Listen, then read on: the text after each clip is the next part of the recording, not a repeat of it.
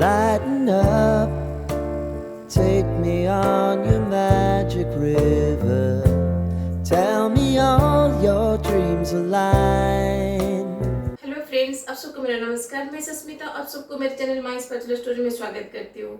आज मैं आपके साथ शेयर करने वाली हूँ सबका पसंदीदा नान कटाई की रेसिपी।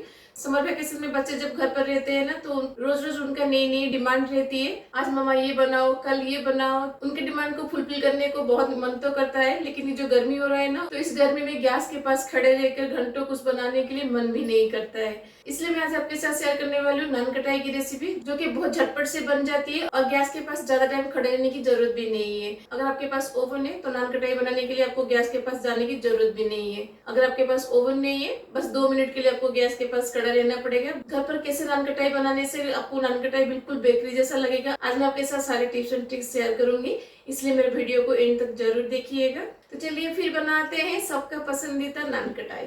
नान कटाई बनाने के लिए पहले हम शुगर पाउडर को रेडी करेंगे। तो मैं आज 1 कप शुगर का पाउडर बनाऊंगी और उसके साथ हम इलायची पाउडर भी डालेंगे। इसलिए अगर आपके पास इलायची पाउडर नहीं है तो यहाँ पे 4 से 5 इलायची को ना शुगर के साथ भी पाउडर बना लीजिएगा। तो मैंने 1 कप शुगर यहाँ पे लिया है, जिसका हम एक फाइन पाउडर बनाएंगे।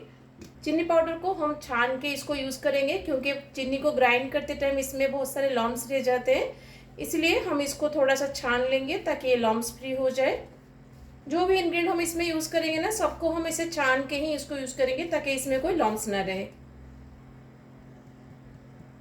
आप चाहे तो पाउडर शुगर को स्किप करके आप खांड भी यूज कर सकते हैं। उससे बनाने से भी नान कटाई बहुत अच्छी लगती है, लेकिन खांड हर जगह इजीली अवेलेबल नहीं होता है, इसीलिए मैं यहाँ पे चीनी यूज कर रही हूँ। अब इसमें हम ऐड करेंगे 2/3 देसी घी। नान कटाई को घी से ही बनाई जाती है। अगर आपको घी स्किप करना है तो घी की जगह मेल्टेड बटर भी यूज कर सकते हैं, लेकिन मेल्टेड बटर का टेम्परेचर रूम टेम्परेचर में होना चाहिए।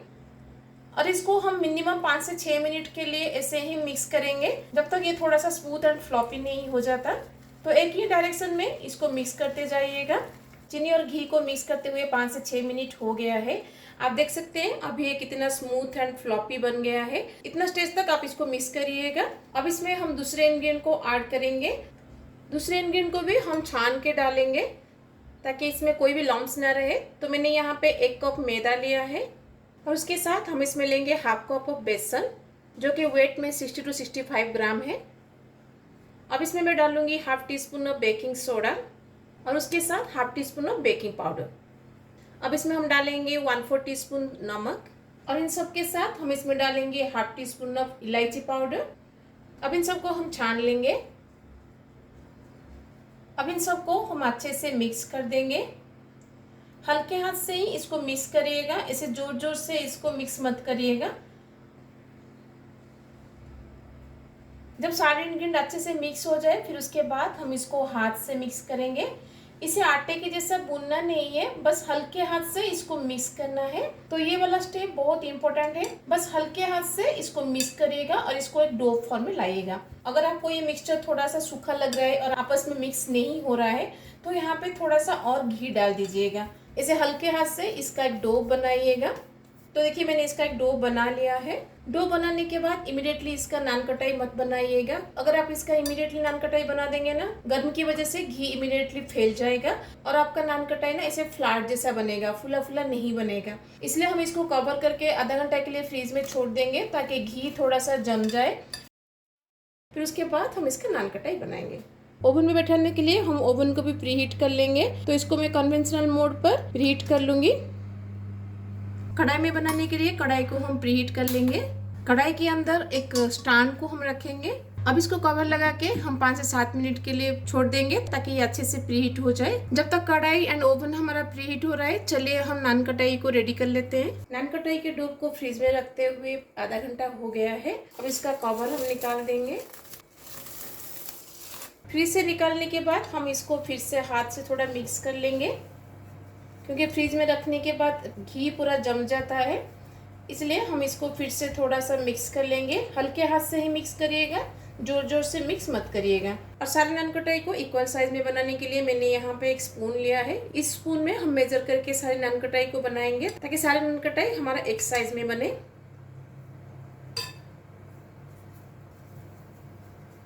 नान कटाई को गोल करने के बाद इसको ऐसे हाथ से प्रेस करके थोड़ा सा ऐसे चिपटा कर लीजिएगा।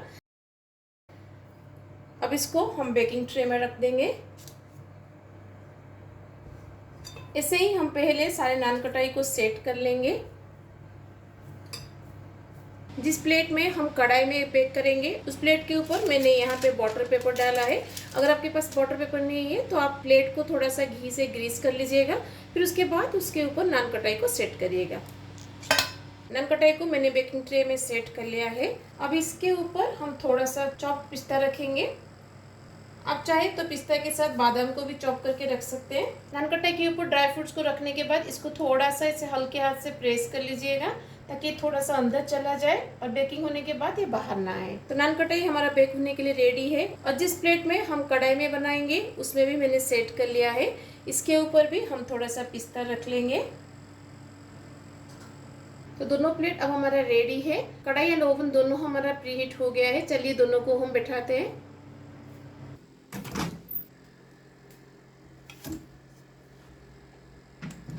अब इसको 180 डिग्री पर हम 15 मिनट के लिए सेट करेंगे।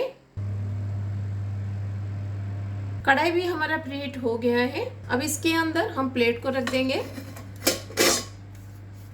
केयरफुली रखिएगा क्योंकि इस स्टेज पर कढ़ाई बहुत गर्म होता है। अब इसमें हम कवर लगा देंगे और लो फ्लेम पर हम इसको 20 मिनट के लिए छोड़ देंगे। तो नान कटाई को मैंने ऑल टोटल 10 मिनट बेक किया है। ये डिपेंड करता है आपके ओवन के टेम्परेचर के ऊपर, इसलिए ये थोड़ा सा नीचे ऊपर होगा तो आपको चेक करते रहना पड़ेगा। मैंने पहले 15 मिनट सेट किया था लेकिन मैंने देखा कि 10 मिनट में ये हो गया है, इसलिए मैंने इसको बंद कर दिया है। अब इसको हम निकाल देंगे।